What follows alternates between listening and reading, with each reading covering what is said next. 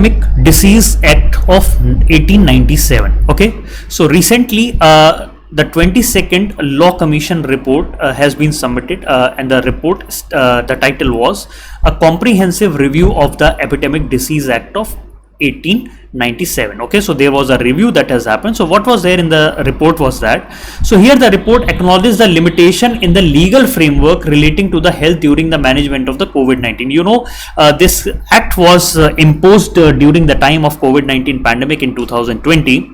Okay, so this shows that there is a limitation in the legal framework which was there in the act. Okay, so that is why the parliament has tried to amend the Epidemic Disease Act of 1897 in 2020, but still the gaps are remaining. So the LCI, that is Law Commission of India, has examined the EDA Act and International Health Regulation and has recommended various things to bring a new comprehensive regulation. Okay, so what was there, what was the issues that were there in 1897 Act? So it was an outdated colonial law era.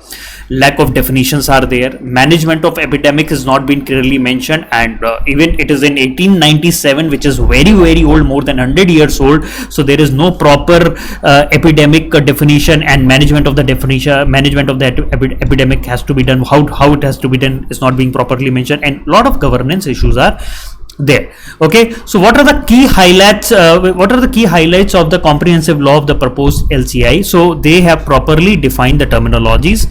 Decentralization and demarcation of the powers has been done. Then frame an epidemic plan if something happens like that, and also guidelines for quarantine and isolation.